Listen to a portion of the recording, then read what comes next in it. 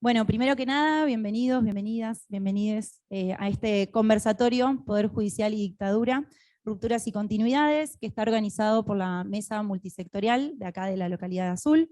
Una mesa que hemos conformado en el marco del juicio a la Huerta, este juicio de la subzona 12, que involucra delitos de lesa humanidad que también competen a nuestra localidad.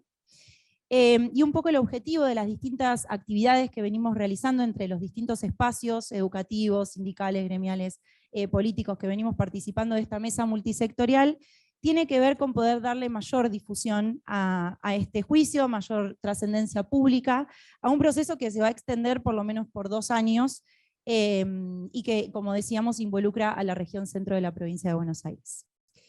Este encuentro en particular, este conversatorio en particular que nos encuentra hoy, propone el abordaje de ese vínculo entre Poder Judicial y terrorismo de Estado, a través de analizar estas rupturas y continuidades en esa trama vincular. Y para ello tenemos un panel muy interesante que nos va a estar acompañando hoy, que ahora en breve los voy a presentar. Antes de la presentación quería sumar algunos saludos y adhesiones para no olvidarnos de nadie. Invitan y acompañan este conversatorio Facultad de Derecho de la UNICEN, Asociación Judicial Bonaerense, Departamental Azul, Asociación de Magistrados y Funcionarios de Tandil, Amafután, ATE, Asociación de Trabajadores del Estado de la Seccional de Azul, CTA Autónoma Regional Centro, Sindicato de Trabajadores Judiciales, CITRAJU, Historias Desobedientes de Argentina, La Cámpora, Partido Justicialista de Azul, Asamblea Permanente por los Derechos Humanos de Azul y SUTEBA de Azul.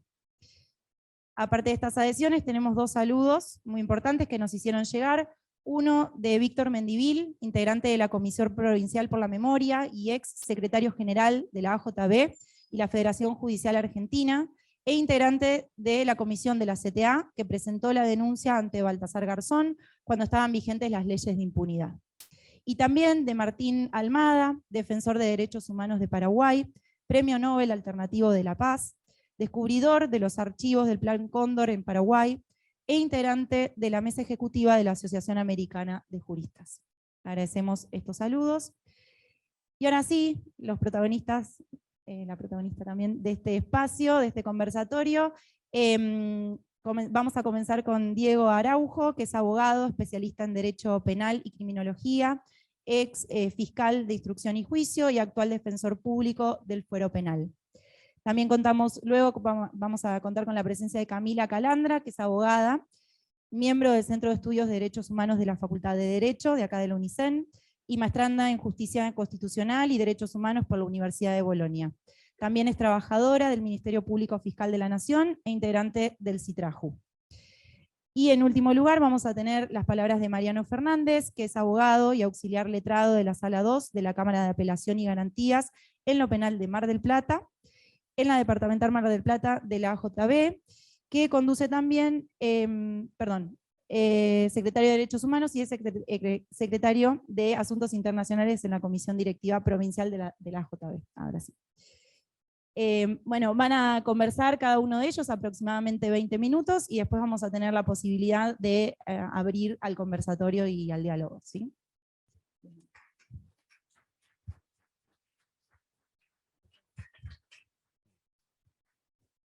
Bueno, nada más y nada menos que en este lugar me parece que es justo comenzar por decir que durante la dictadura cívico-militar hubo jueces que cumplieron noblemente con su tarea, que han ejercitado su profesión con dignidad, y uno de esos jueces es de esta ciudad, que es el doctor Carlos Pagliere, con lo cual vaya nuestro reconocimiento por no haber cedido a las presiones e intimidaciones que se ejercieron no solo desde afuera, desde el Poder Judicial, sino también que se ejercían desde el interior del Poder Judicial.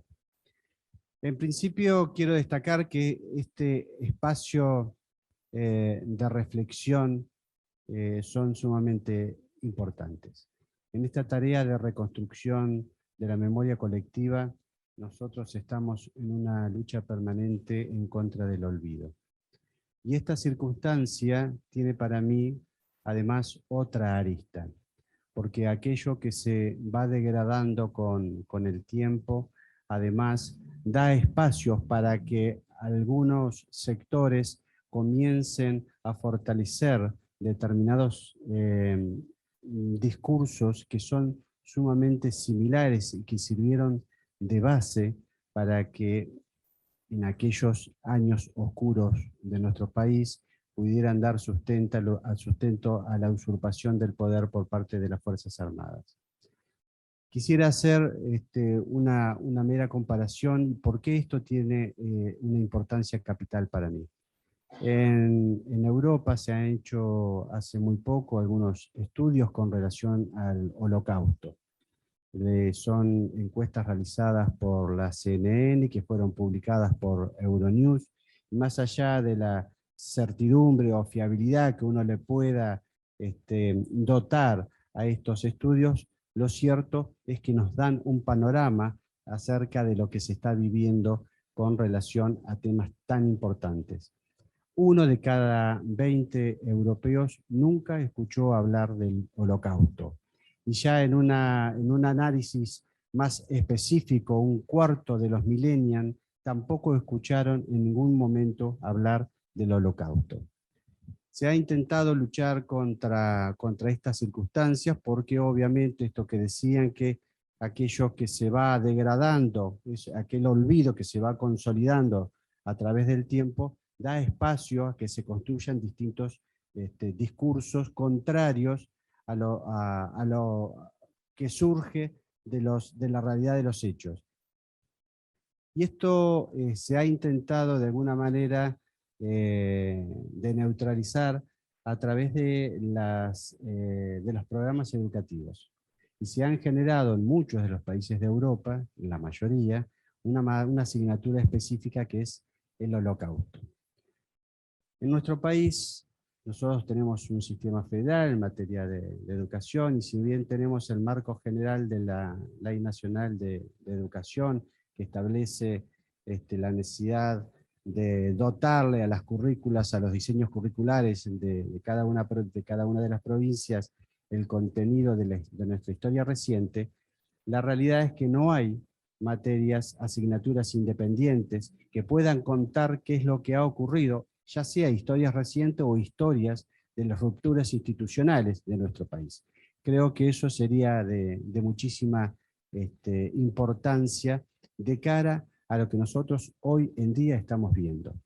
Si bien vamos a hablar ahora de una relación entre el Poder Judicial y la Junta Militar, y de cómo interaccionaron, sobre todo en las estructuras jerárquicas superiores, lo cierto es que aquello que significó el poder, la dictadura cívico-militar comenzó siendo antes y también tuvo aspiración de continuar después. Y esto de que comenzó siendo antes tiene que ver con esto que hablábamos de las rupturas y de las continuidades. Las rupturas están claras. Hubo un rompimiento de la estructura institucional, del sistema democrático en nuestro país. Cuando el 24 de marzo del 76 asumen la Junta Militar el poder, lo primero que hace es establecer un sistema normativo, y sobre ese sistema normativo establecen propósitos y objetivos, un eje programático y un eje instrumental. Ese sistema normativo estaba estructurado básicamente por las actas institucionales, por los objetivos y propósitos establecidas también en actas institucionales, y por el estatuto que luego significaría o asignaría el nombre con que se lo denominó a esta dictadura de las desapariciones como el Estatuto de Reorganización Nacional. Se disolvió el Congreso, a la vez, a la par de la disolución de la legislatura, se creó un órgano que se llamaba la CAL, la Comisión de Asesoramiento Legislativo. ese órgano es muy importante y le sirvió de sustento a las políticas de la dictadura cívico-militar, y en uno de sus dictámenes se estableció una nueva pirámide jurídica donde precisamente la Constitución quedaba relegada a los lineamientos de las actas institucionales y del Estatuto de Reorganización Nacional. Tal es así que puede leerse en algunas sentencias la justificación del actuar de las Fuerzas Armadas en el estado de sitio precisamente con basamento en este sistema normativo.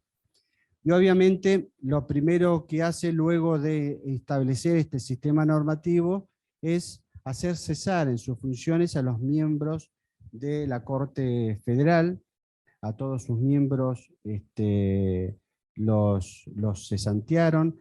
Pasó lo mismo con los miembros de todos los tribunales superiores de justicia de la provincia de Buenos Aires, y en su lugar rápidamente colocaron a miembros en la Corte Federal que ideológicamente le iban a ser afines y que los iban a acompañar. Eso no tardó en suceder porque, apelando a la doctrina de los gobiernos de facto, que fue instaurada en 1930 a través de la acordada de aquel momento, de la Corte Federal de aquel momento, que avaló el golpe de Estado contra Irigoyen. La Corte Federal del 76 hizo exactamente lo mismo. Básicamente, la doctrina de los gobiernos de facto lo que establece es que el Poder Judicial no está en condiciones de poder juzgar los actos de un gobierno de facto, porque precisamente ese gobierno de facto se basa en el uso de la fuerza. En términos jurídicos, uno podría decir que es un positivismo ideológico donde el deber ser queda supeditado al ser. Es decir, se basa únicamente en la norma, en la vigencia de la norma, con independencia si esa norma es buena o mala, o justa o injusta. Únicamente está sustentada en la vigencia de esa norma, y en el caso específico está sustentada en la utilización de la fuerza, en el gobierno de facto. Esto es una continuidad. Se viene sucediendo en cada ruptura institucional. Las Cortes federales fueron asumiendo este posicionamiento, pero a partir de la reforma de la Constitución de 1994 ya no va a ser posible. Se ha establecido en forma expresa en el artículo 36 de la Constitución que la Constitución va a seguir vigente por más que haya rupturas institucionales de facto, y que todos los actos que realicen los gobiernos de facto serán insalvablemente nulos. De todas maneras, eso sirvió para dar continuidad a esas políticas que iban a ser instrumentadas por la Junta Militar. Pero no fue solamente eso, ese fue el comienzo. Luego hubo una serie de resoluciones y de jurisprudencia que se fueron asentando con relación, obviamente, a las temáticas que iban a ser de suma relevancia durante este proceso de usurpación del poder.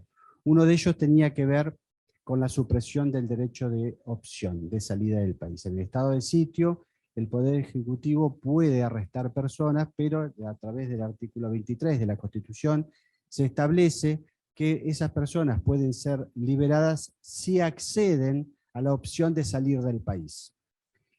Esa norma constitucional, conocida como el derecho de opción, fue suspendida como una de las primeras medidas por parte del Poder Ejecutivo, y llegó a la Corte, y la Corte lo que estableció que esas medidas no resultaban ser ni desmedidas ni arbitrarias, sino que tenían sustento en la situación de emergencia que estaba viviendo el país. Es decir, fueron convalidadas con relación a la razonabilidad de las mismas.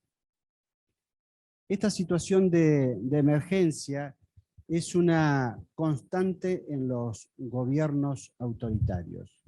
Hay una necesidad de apelar a situaciones de emergencia o de situaciones excepcionales para construir una otredad negativa en los términos de las ciencias sociales. Es decir, se ve al otro como un enemigo, se lo dota de ciertas características particulares y por lo tanto, tal el discurso que apelaron las Fuerzas Armadas en ese momento, tomaron el poder porque no tenían otra alternativa. Asumieron la dirección del Poder Ejecutivo, del Poder Legislativo e indirectamente también del Poder Judicial como un acto de defensa. ¿De defensa contra qué? Contra la existencia misma de la nación. Entonces, construido el enemigo y adoptado un discurso legitimante del ejercicio de su poder basado precisamente en la preservación de la existencia de la nación, se defendían. Y cuando uno se defiende no tiene límites. Y entonces vale todo mientras la amenaza siga vigente. Eso es lo que pasó durante estos lamentables años y que se fue conociendo obviamente mucho más cuando devino la democracia y comenzaron a interpelarse, aunque algo tardío, la actividad de los miembros del Poder Judicial que fueron sometidos a juicio y condenados muchos de ellos. Otra de las cuestiones relevantes que llegaron a conocimiento de la Corte tiene que ver con los habeas corpus. Los habeas corpus, ante la desaparición de las personas, comenzaron a ser rechazados prácticamente sin ningún tipo de investigación.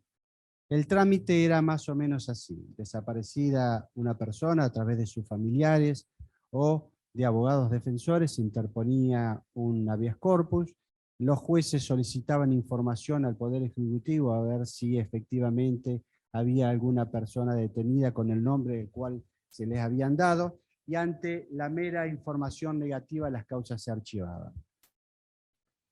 Cuando había alguna investigación, alguna incipiente investigación acerca de los sucesos, como ocurrió aquí, que dábamos el ejemplo de Carlos Paglieri, que ejercía su rol con muchísima dignidad, no eran sostenidas luego por los organismos superiores. La gran cantidad de habeas corpus que fueron presentados y rechazados fueron entendidos como una privación de justicia. Y entonces hubo casos donde se presentaron gran cantidad de habeas corpus rechazados, pero en una sola petición, directamente ante la Corte Federal.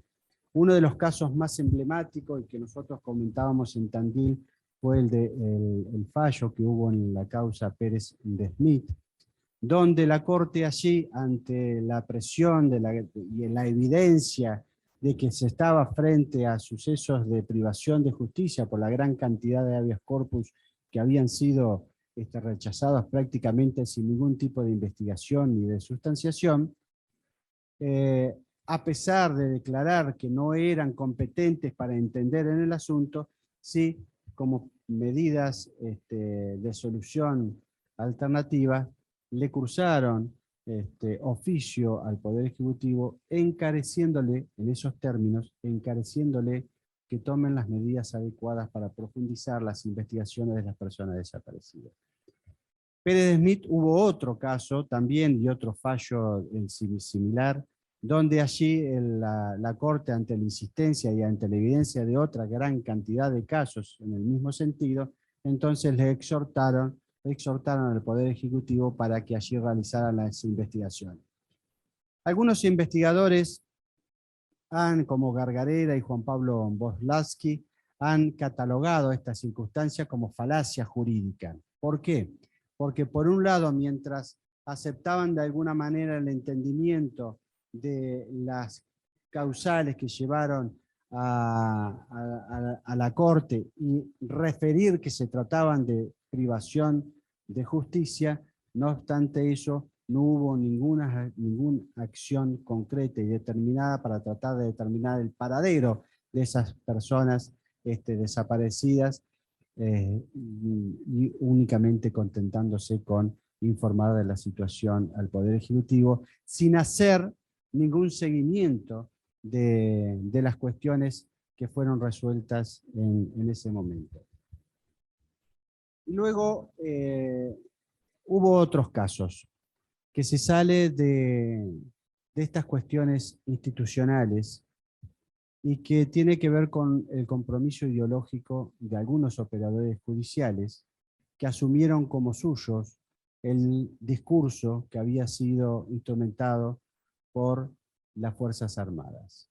Y en este caso, muy brevemente, yo quisiera hacer referencia a un amigo. No lo nombré en la ciudad de Tandil, pero es el padre Raúl Troncoso, es parte muy conocido tanto en la ciudad de Tandil como aquí en la ciudad de Azul.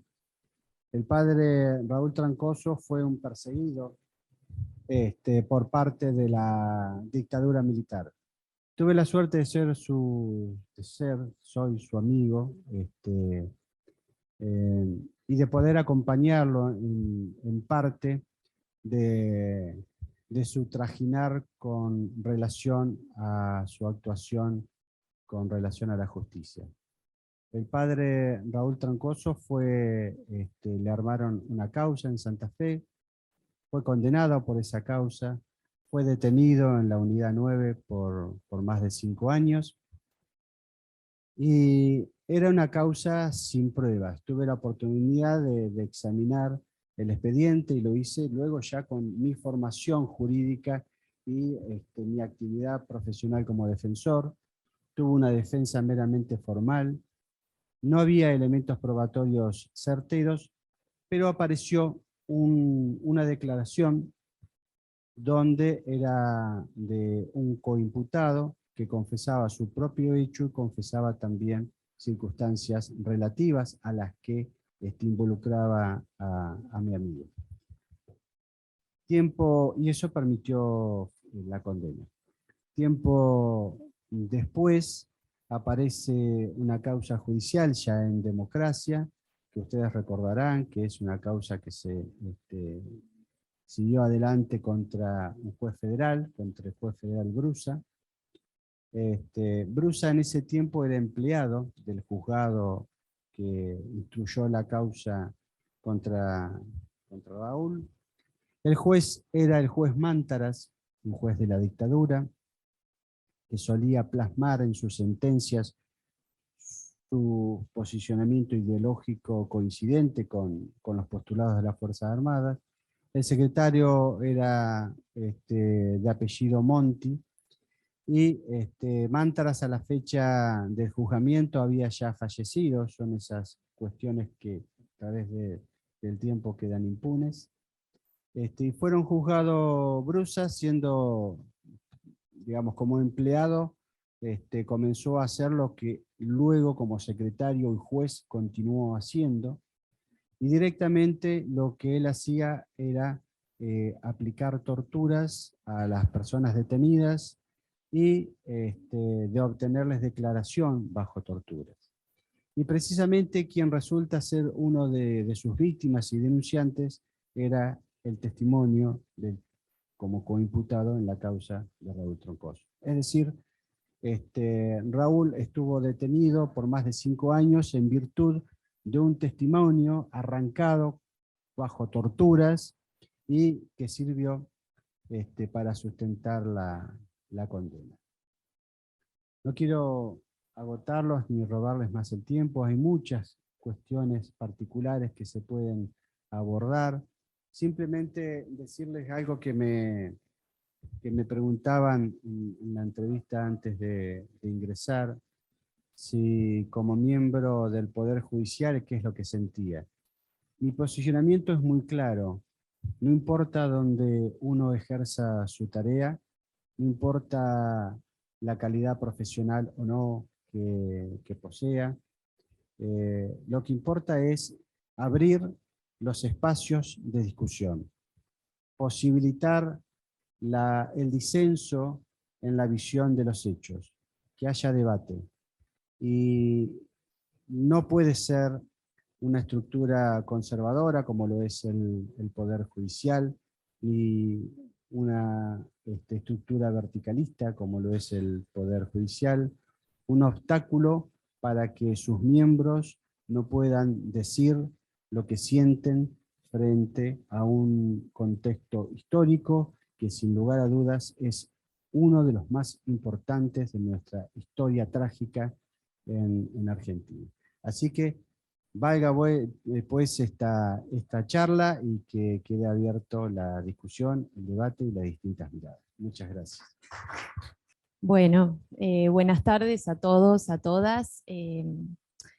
Bueno, básicamente, nada, decirles que yo voy a hablar desde la investigación jurídica, desde una perspectiva histórica. Van a observar que voy a nombrar algunos hechos históricos y que no me voy a detener en explicarlos mucho, porque en realidad son hechos que la mayoría de los que están presentes vivió, y bueno, no tenemos tanto tiempo.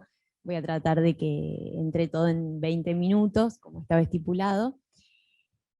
Así que bueno, básicamente cuando me invitaron, lo que se me ocurrió fue poder hablar del rol del Poder Judicial una vez finalizada la dictadura militar, en las distintas etapas, en los distintos momentos, cuál fue la posición que el Poder Judicial adoptó hasta llegar al día de hoy, actualmente. Y me pareció importante comenzar diciendo que, como hacía referencia al doctor, el gobierno de facto pervertió todo el sistema jurídico, como ya sabemos, a su favor, y lo que generó esa perversión del sistema fue la idea de la clandestinidad y la idea de que quienes cometieron las más atroces y graves violaciones a los derechos humanos nunca iban a ser alcanzados por la justicia. Era la idea que estaba presente en el momento, aún cuando estaban en retiradas las Fuerzas Armadas. En este contexto, ya en el año 83, antes de irse, las Fuerzas Armadas tienen dos actos públicos muy emblemáticos, que uno de ellos es el denominado informe final, que la mayoría se debe acordar, a través del cual las fuerzas lo que decían era que lo que ellos habían hecho eran actos de servicio y que iban a ser solo sometidos al juicio de Dios, que los iba a juzgar la justicia divina. Y por otro lado, y más importante aún, la ley de autoamnistía, que creo que es el acto más concreto de la idea de impunidad y de que nadie nos iba a tocar, ¿no? En los tiempos posteriores.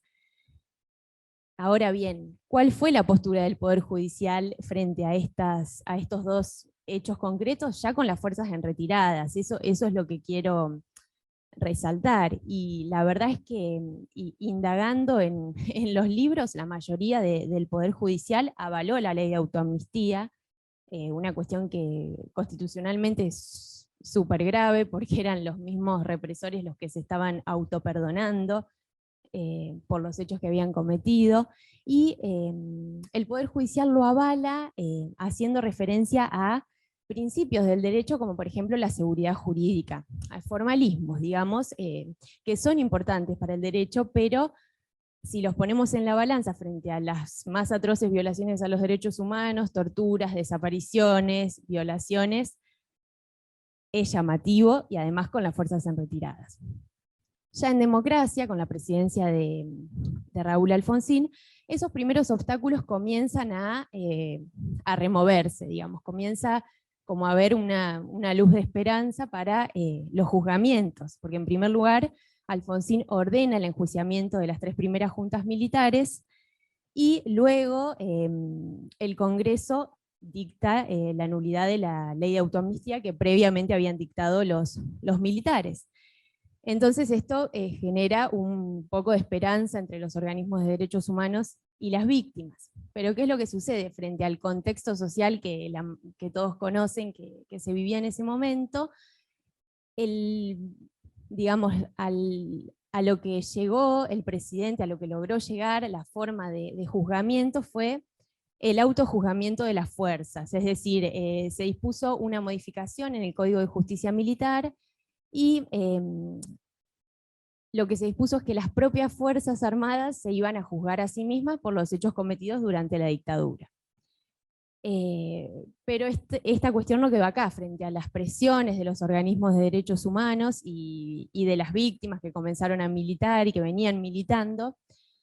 Se reformó el Código de Justicia Militar y lo que se dispuso fue que, más allá de que eran las mismas fuerzas las que iban a investigar y juzgar, las cámaras federales, ahí los chicos de historia asienten con la cabeza, las cámaras federales, es decir, el Poder Judicial, las cámaras de cada jurisdicción, tenía la facultad de, digamos, controlar estos procesos y de actuar como una especie de segunda instancia.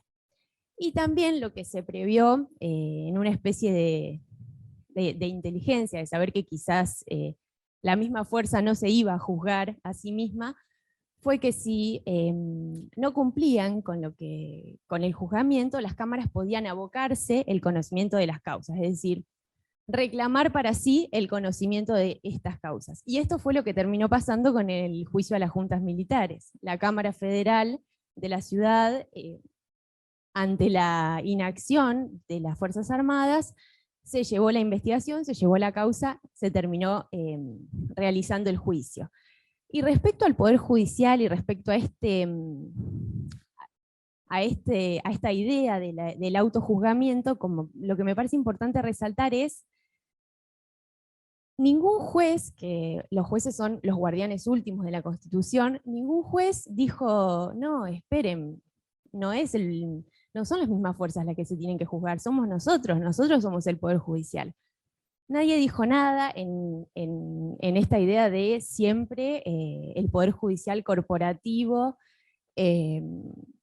apoyando a las Fuerzas Armadas al fin y al cabo.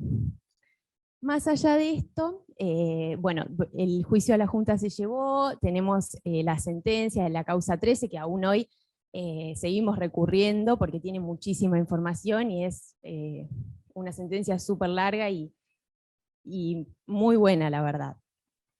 Luego de esto, como un segundo punto en la exposición, en el conversatorio, me pareció importante hablar un poco de las leyes de impunidad, lo que vino después, punto final y obediencia debida, que también no voy a ahondar mucho en eso porque todos y todas sabemos lo que sucedió, pero lo que me interesa resaltar para más que nada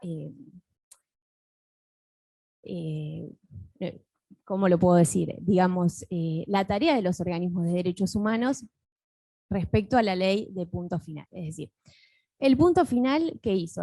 En términos muy simples dijo, bueno, hay un plazo perentorio. Si en este plazo no se llama indagatoria a los responsables, la acción penal caduca. No se los puede llamar. Entonces, ¿qué pasó? Ahí los organismos de derechos humanos trabajaron a destajo y laburaron muchísimo y lograron que se indague a muchos de los represores. Y esto generó un efecto contrario a lo que se quería, porque en realidad se quería punto final, terminar con los juzgamientos, frenar con todo esto, y bueno, terminó generando el efecto contrario, lo que hizo que después venga la obediencia debida, que bueno, básicamente y en términos muy sencillos, es una presunción que hace que no se pueda juzgar a los subalternos por la idea de que actuaban obedeciendo órdenes, digamos. Y en este sentido también, el Poder Judicial convalidó las leyes, la propia Corte Suprema de Justicia de la Nación convalidó las leyes de impunidad. Entonces, más allá de que ya estamos en democracia, seguimos con un Poder Judicial que está convalidando la impunidad, por así decirlo. Luego entramos en la década del 90, los indultos, hay cuestiones que no estoy nombrando por una cuestión de tiempo. Los indultos del presidente Menem, que son como el punto último de la impunidad, junto con estas leyes. Los indultos son el perdón del presidente a condenados y también a procesados, que de hecho esto es muy llamativo desde el derecho, de la ciencia jurídica, porque estás perdonando a una persona que todavía no fue condenada, no le estás dando ni siquiera la posibilidad de defenderse, un procesado todavía no es culpable, digamos. Pero bueno, no obstante eso, se indultó a procesados y a condenados. Entonces, bueno, cada vez la acción de la justicia más vedada, las víctimas con menos posibilidad de acceder, de conocer, de saber qué pasó con sus familiares, de conocer la verdad, básicamente. Y en este sentido, bueno, uno piensa, bueno, quizás el Ministerio Público como representante del pueblo, de los intereses del pueblo y de la legalidad, dijo algo, ¿no? Y bueno, en realidad, si vamos a las constancias documentales, en ese momento hubo una instrucción general del procurador, que el procurador es el jefe de todos los fiscales, diciendo que había que apoyar a los indultos y no oponerse. Entonces, bueno, los fiscales tenían que actuar en este sentido. O sea, imagínense, estamos hablando cuántos años después. Eso como que lo quiero resaltar. Hubo algunos pocos fiscales que dictaminaron en contra y obviamente que hacia el interior del organismo fueron sancionados. Eso no es llamativo porque, bueno, es una estructura vertical. Y por otro lado, los jueces no se pronunciaron sobre los indultos porque sostenían que ellos no podían actuar de oficio por las leyes de impunidad. Entonces, bueno, estamos ante un contexto acá en los 90, además, imagínense, década de los 90, todo el mundo tenía tele en la casa, los medios de comunicación apoyando al poder y apoyando la idea de los indultos y que no había que hablar más del tema. Entonces, bueno, ahí, ¿qué hacían las víctimas? ¿Qué hacían? Había personas que no sabían dónde estaban sus hijos, hijas, que aún todavía hoy no lo saben. Y ahí comienza entre los organismos de derechos humanos y entre los organismos internacionales la idea del derecho a la verdad, que acá me quiero detener un poco más. El derecho a la verdad, la idea de que más allá de que los responsables de las violaciones a los derechos humanos no se podían juzgar, existía un derecho de las víctimas y de los familiares de acceder a la verdad de lo ocurrido, de la verdad de qué pasó, dónde lo tuvieron, dónde están mis hijes, entre otras. Y lo que sucedió es que en 1995, que este es un caso que quiero nombrar, son muchos los casos, pero voy a nombrar algunos por una cuestión de tiempo. Carmen Aguilar de la Pacó, una madre de Plaza de Mayo, invocando el derecho a la verdad, se presentó en la Cámara Federal solicitando que se investigue, invocando el derecho a la verdad y el derecho al duelo, el paradero de su hija. Carmen había sido secuestrada en el 77 junto con su hija Alejandra, y Carmen estuvo 3 días secuestrada, la liberan y Alejandra nunca más la vio. Alejandra al día de hoy continúa desaparecida. La Cámara acepta el caso y manda un oficio al Estado Mayor del Ejército. En el oficio le pide información sobre esta persona, sobre Alejandra. Y el Ejército le contesta al Poder Judicial: no, Poder Judicial, pare, usted no tiene facultades para investigar porque están vigentes las leyes. Entonces, bueno, frente a esta respuesta, Carmen llega a la Corte Suprema de Justicia de la Nación, o sea, nuestro último organismo judicial, y lo hace a través de una acción judicial denominada habeas data, que es, en términos muy sencillos, una acción prevista para conocer datos y para rectificar datos erróneos. Entonces la Corte acepta el caso y reconoce que la existencia del derecho a la verdad. Sí, es cierto, las víctimas tienen derecho a conocer, derecho al duelo, pero el habeas data no es el modo. Entonces, bueno, no. O sea, otra vez el Poder Judicial quedándose en un formalismo de cómo llegó la persona a través de esa acción jurisdiccional del habeas data, y no tratar una cuestión de fondo como saber dónde estaba su hija. Bueno, como sucedió esto, lo que hizo Carmen con el apoyo de casi todos los organismos, creo que todos los organismos de derechos humanos en ese momento, fue acudir a la Comisión Interamericana de Derechos Humanos en el año 98. Y ahí, hizo una presentación en contra del Estado argentino, en contra de las autoridades judiciales, porque no le permitían conocer la verdad de lo que había sucedido con su hija. Finalmente, en el 99, se firma en la Comisión Interamericana un acuerdo amistoso entre el Estado argentino y Carmen, y el Estado se compromete a llevar adelante juicios por la verdad.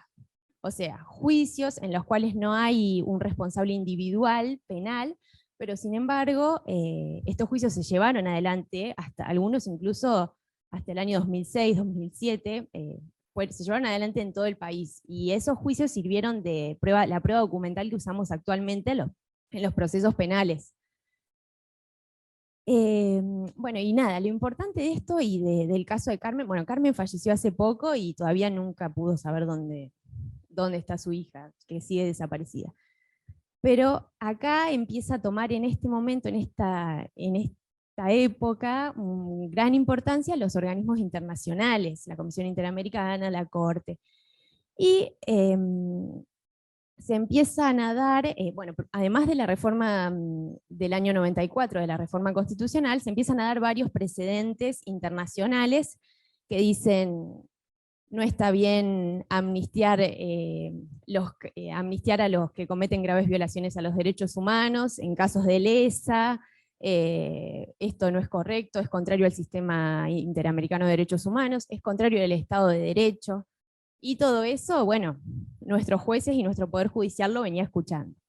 Acá salto un montón de otras cuestiones que sucedieron en los 90 por una cuestión de tiempo, pero quiero llegar al 2001, cuando el juez Cavallo declara la inconstitucionalidad de las leyes de punto final y obediencia debida. Finalmente, en el 2001, bueno.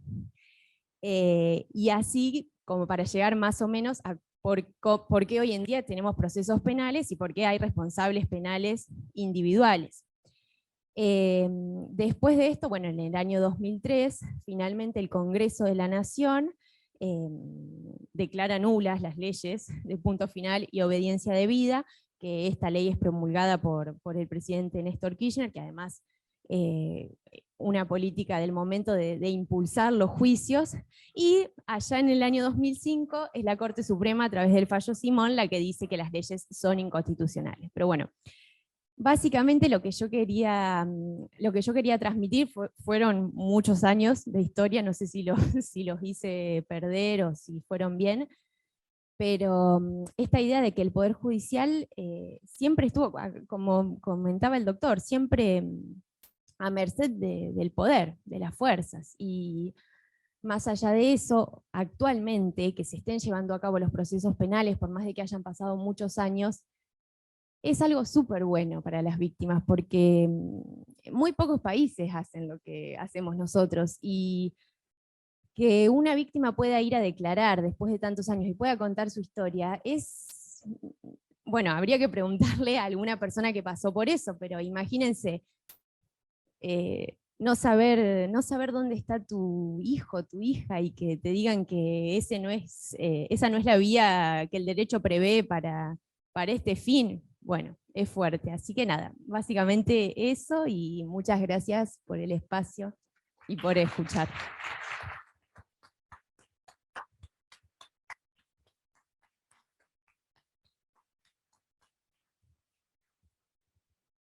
Bueno, buenas tardes a todos, todas y todes. La verdad que, primero que nada, agradecer la invitación, porque una jornada similar a esta la hicimos y participé, mejor dicho, en Tandil, que también estuvo muy bueno el debate. Y por ahí yo voy a centrar el punto de vista en las continuidades.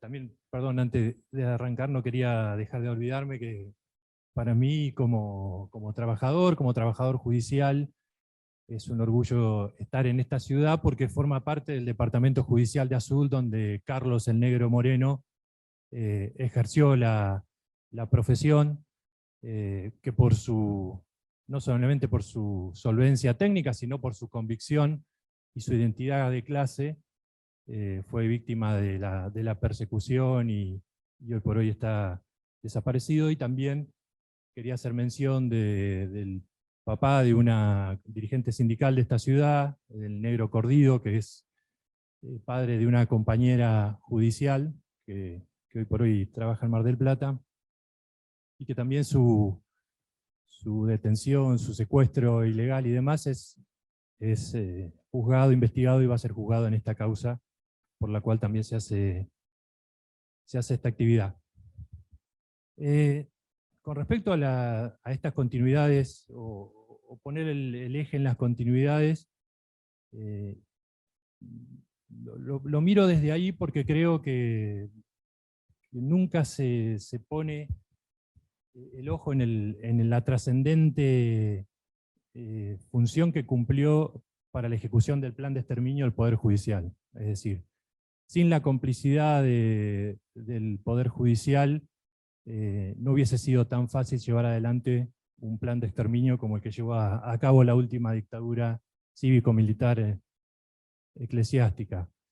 Y sobre todo porque el Poder Judicial es uno de los poderes del Estado, y por lo tanto es uno de los poderes políticos del Estado.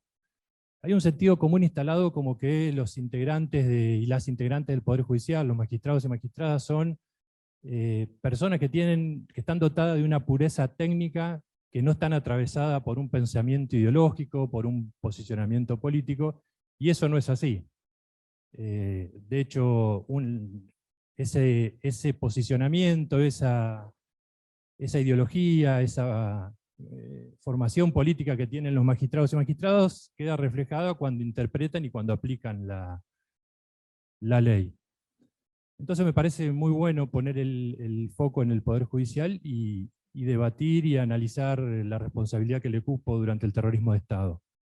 Ahora, frente al terrorismo de Estado, la posición del Poder Judicial puede haber sido o adoptado valga la redundancia, tres posicionamientos, ¿no? Pudo haber sido los jueces, juezas, fiscales y demás, podrían haber renunciado en forma masiva y de esa forma le iban a quitar legitimidad a la dictadura. La dictadura se podía ver interpelada de esa forma por su carencia de legalidad. Pudieron haber hecho lo que tendrían que haber hecho, o lo que hizo el doctor Paliere, como bien lo mencionaban, de haber investigado y de haber determinado responsabilidades por la ejecución del plan de exterminio, y obviamente la trascendencia pública de esas decisiones le hubiese quitado legitimidad política a la dictadura, o podrían haber hecho lo que hicieron, de ser cómplices por acción o por omisión, pero también de permitir que funcionando el Poder Judicial se le diera un viso de legalidad a la dictadura. Es decir, no funcionaba el legislativo porque el ejecutivo concentraba la función ejecutiva y legislativa, pero el Poder Judicial, y por la función que tiene el Poder Judicial de control de legalidad, digamos, de los actos de gobierno, así hablando a grosso modo, eso le daba el funcionamiento del Poder Judicial le daba mayor legitimidad a la dictadura. Y esta fue la postura que adoptó el Poder Judicial, de complicidad. Recién el doctor mencionaba el tema de los habeas corpus. La CONADEP lo cuantificó y dijo que entre 1976 y 1979 la justicia federal el Poder Judicial Federal rechazó 5.400 habeas corpus. Digo, ese es un dato objetivo, concreto, de dónde se paró el Poder Judicial. La Suprema Corte de la Provincia de Buenos Aires sacó una resolución administrativa en el año 1977 donde le recomienda a todos los magistrados y magistradas bonaerenses, de todos los ámbitos, de todos los fueros, de que se abstuvieran de pedir informes al Estado Mayor Conjunto ante la presentación de habeas corpus. Digo, ese es otro dato. La cabeza del Poder Judicial fija la línea de cómo tenían o qué capacidad de respuesta, o qué respuesta tenía que darle frente a la barbarie los magistrados y magistradas bonaerenses. Y esta norma no fue derogada inmediatamente después de recuperada la democracia, sino el 15 de marzo del 2006. O sea, estuvo vigente hasta el 2006, y recién en el 2006 fue derogada por la actual Suprema Corte de la Provincia de Buenos Aires. Voy a dar algunos nombres porque por ahí, por la región, por la cercanía con Mar del Plata, y por la función que desempeñaban en el Poder Judicial, nos sirve también de ejemplo concreto. Hasta hace poco integrante de la Suprema Corte de Justicia, Eduardo Petigiani, fue juez federal de Mar del Plata fue uno de los jueces que rechazaba habeas corpus y fue un juez denunciado en los juicios por la verdad de Mar del Plata, por familiares de Salvador Arestín, uno de los abogados víctimas de la Noche de las Corbatas, como uno de los jueces que no resolvió. Hoff directamente rechazó todos los habeas corpus de la Noche de las Corbatas. En este caso concreto, Petigiani directamente no lo resolvió. Petigiani después, juez de la Corte hasta el año pasado. Digo, esto de las continuidades, y para entender también el posicionamiento del Poder Judicial.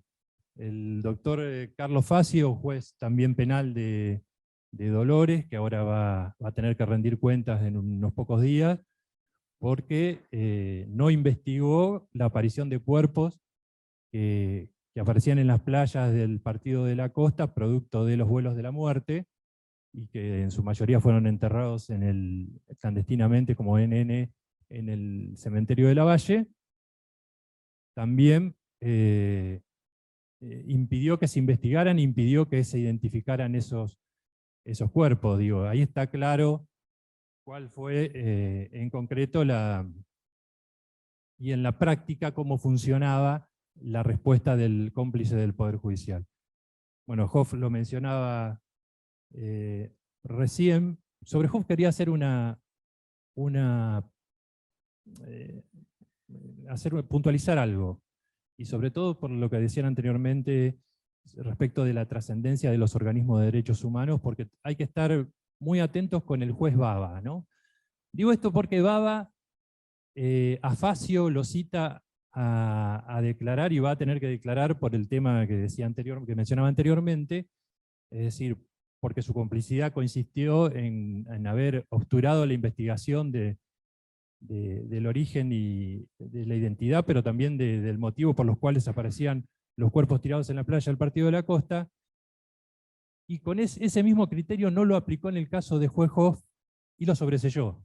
Sobreseimiento que después, bueno, confirmó la Cámara Federal, pero digo, ahí me parece que la presión de los organismos de derechos humanos es fundamental y es trascendente, porque muchas veces los jueces no tienen la convicción política o ideológica cuando dictan una resolución, más allá de la legalidad o de lo trascendente que sean con la legalidad expresada en la resolución. Y este me parece que era un dato para tenerlo en cuenta, porque cuando leía en los medios el procesamiento de Facio me llamó la atención que fuese justamente Baba, por cómo se había parado frente al caso de Hoff. ¿Qué pasó con el Poder Judicial con la vuelta de la democracia? Bueno, la gran mayoría de estos jueces, juezas, fiscales y demás de la dictadura fueron ratificados en sus cargos. Bueno, Petigiani pasó eso, siguió siendo juez federal durante la dictadura, más allá de que después pasara tiempo más tarde a la Suprema Corte de la provincia de Buenos Aires. Pero pasó algo que es grave en democracia, que algunos ex funcionarios, colaboradores civiles de la dictadura, luego pasaron a ser magistrados en la democracia. Julio Casanelo fue intendente de Quilmes durante la dictadura y después fue camarista civil en el departamento judicial de Quilmes, y después la Corte le da una medalla reconociéndole los 30 años de servicio en el Poder Judicial, que no la fue a recibir porque con la AJB hicimos un acto de escrache ahí en el departamento judicial donde él trabaja, ahí en el edificio de la Cámara Civil de Quilmes, pero eso no impidió que la Corte se mantuviera su criterio de condecorarlo por sus 30 años de servicio en el Poder Judicial.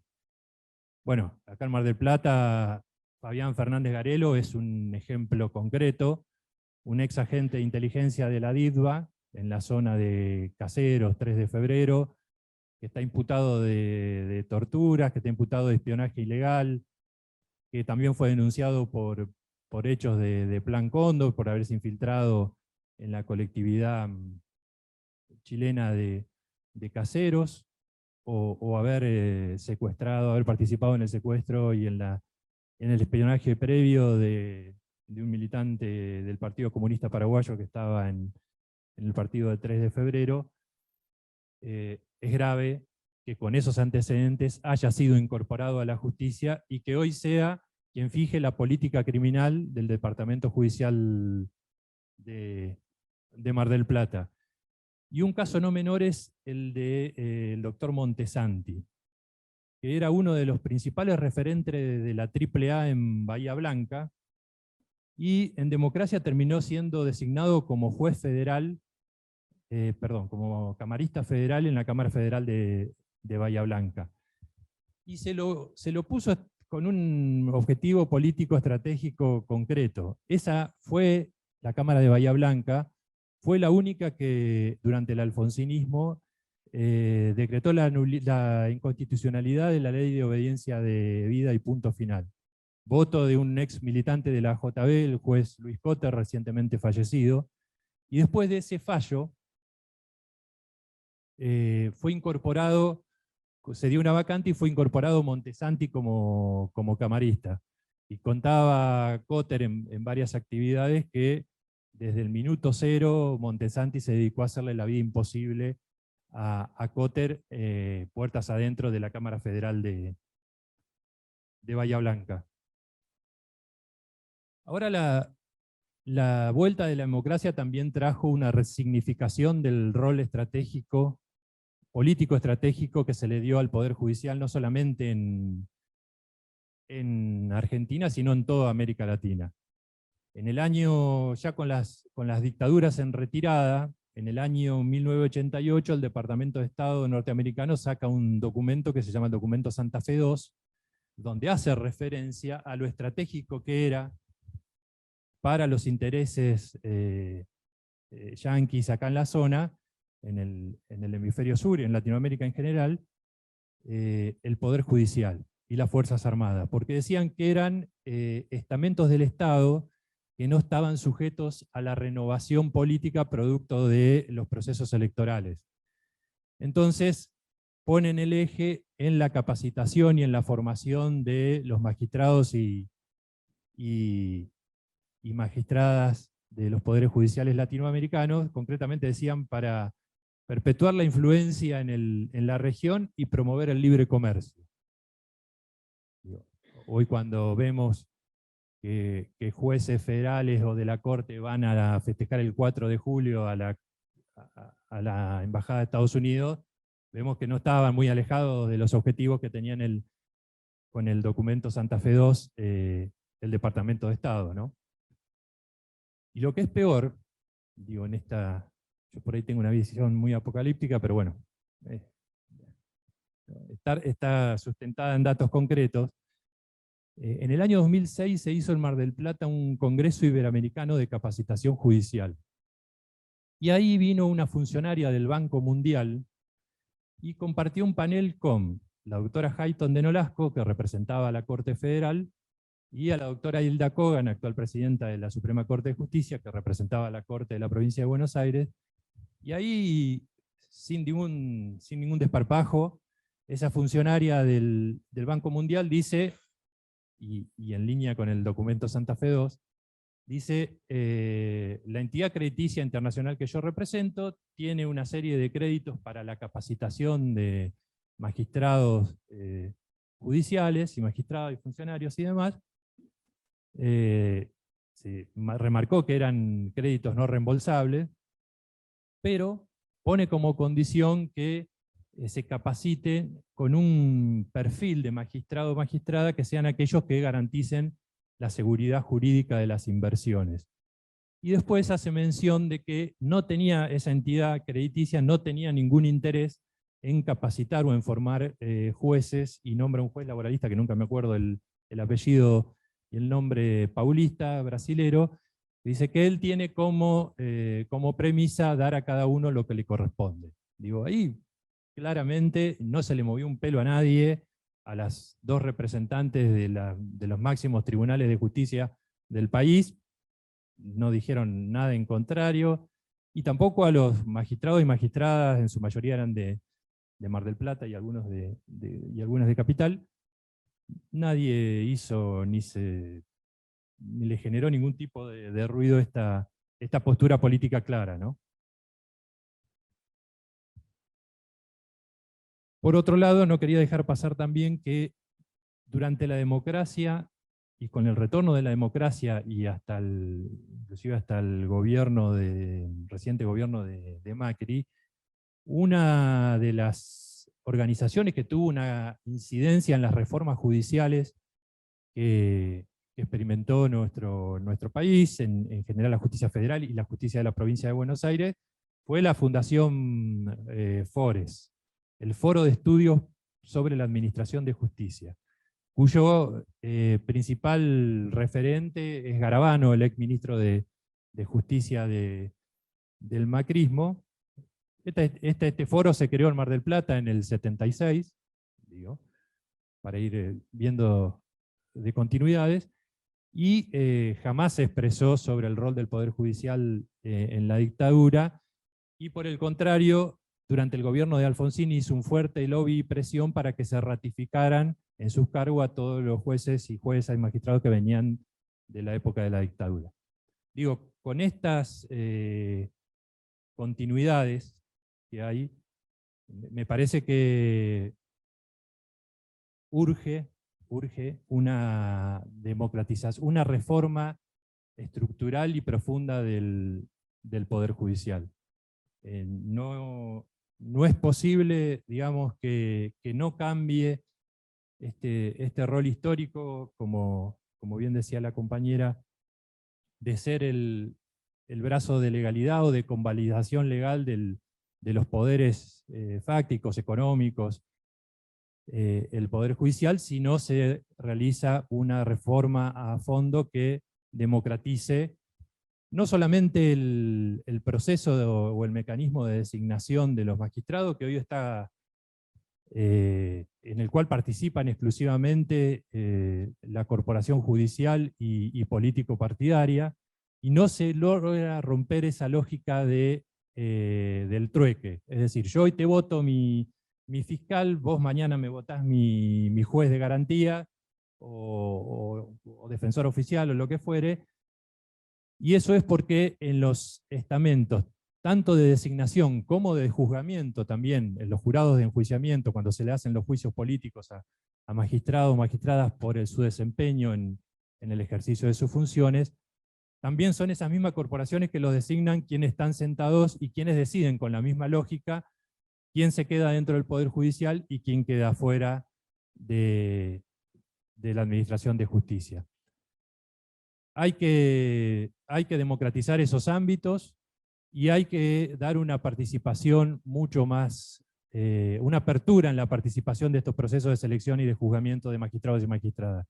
Tienen que estar los sindicatos, tienen que estar las organizaciones de derechos humanos, tienen que estar los colegios profesionales en general, las organizaciones sociales, es decir, todos aquellos ámbitos que tengan representatividad en la sociedad tienen que estar presentes en esos procesos y tienen que estar presentes también en el debate del Poder Judicial que queremos, de las reformas que hay que llevar adelante, porque circunscribir las reformas judiciales o la reforma o la democratización del Poder Judicial a cuestiones puramente técnicas va a ser un como sí, y la situación va a seguir como hasta el día de hoy. Y creo que a raíz de los ejemplos que hoy tenemos en la política local y latinoamericana, se va a ir profundizando porque hoy ya es un actor político de primera línea el Poder Judicial y va a ser mucho más difícil llevar adelante esa democratización de la que la democracia desde el 83 a la fecha adeuda a todo nuestro país. Así que bueno, muchas gracias por la invitación.